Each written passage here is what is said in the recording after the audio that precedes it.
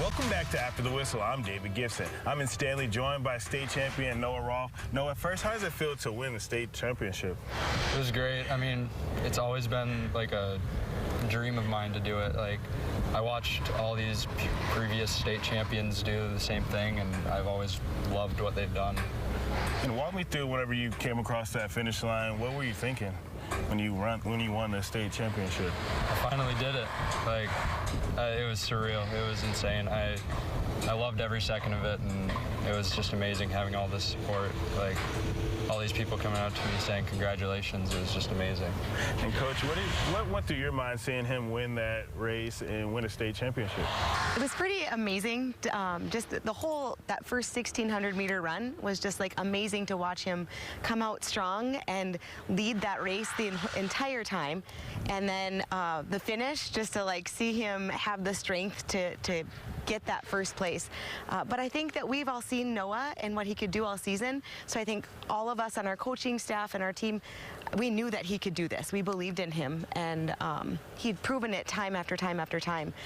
And then not having last season, I think we knew that he was coming into this season ready to get it. Kind of walk me through your day of competition. Like when you woke up that morning, what were you thinking? What were you feeling when you walked out there on that track and get ready for your race? Well, right away when I woke up, I was like, I need some coffee. That's my thing. I need to get coffee in the morning, and then after that, it's time to lock in. I put my earbuds in, I lock in. You know, I try to listen to some music that just hypes me up and also calms me down at the same time. And then when I'm on the field there, it's go time. And what kind of things did coaches say to you, you know, going in before your race to keep you confident and keep you focused on that race? They always say, run your race. They've seen what I can do, and they understood that I could do it. And it was just a mentality part that they were trying to prepare me for.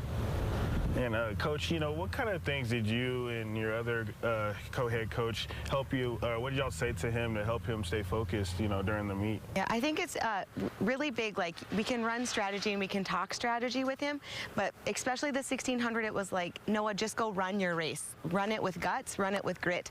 And then I think the 2-mile was a little more strategic because Noah was running with a group of guys who like to come up from behind, and Noah likes to come out strong, leading, and so his race tactic that day was to kind of hang back a little bit right away, so that second mile he had it in him to go, and they weren't able to go with him then. So there was a little more strategy, I think, to the 2-mile race than there was to the mile. And can you kind of talk about, you know, how you felt the season went with Noah, what you've seen from him throughout the races and getting up to the state tournament? Phenomenal. It was an amazing season, I think, with Noah and just with our whole track team as a whole. We have a young group of people, like Noah said, so it was hard to have some of these leaders coming up and pushing him and other people, but like our kids really stepped up. And when I think of Noah, I think Noah would come to practice and he'd step on this track and he set the expectations for everybody this high. So like, you're going to give your all at practice today instead of just coming and hanging out and kind of slacking, whatever. Noah set that bar high, and I think as we headed into the state tournament, Noah also, you know, kind of set that expectation of, we're not just here and content with that. We're here to compete. We're here to win. And you could kind of just get that feel on our team, and I think his leadership was a part of that. Can you kind of describe that last turn when you're coming down the finish line? I saw you raised your hands up and everything. Can you kind of describe that feeling whenever you cross that line with your hands up? You know, it's something that you can't explain until you've done it. You're coming down that last stretch and you're like, man, I hope someone doesn't pass me right here, but I'm pushing as hard as I can. And I think I kind of had a chip on my shoulder from cross country. I got beaten by a great runner, but I wanted that cross country championship, so I knew I deserved that when I went across the line with my hands up, holding up #1. And Coach, what was going through your mind whenever you saw him hit that last curve and come across that line? Well, I think you hold your breath. Like, even though, like, if there's a lead, you're like, oh gosh, hold on to that, hold on to it, you know, because I feel like sometimes, especially with distance runners, you hit that last stretch and you either have a kick or there's a bear on your back and you can't move anymore. So I think it's just like holding on, like just holding your breath until they finally cross that line. And I think it was that way with Noah in all of his races, but like so proud of him and the work and the time and the effort that he has put in. Yes, ma'am.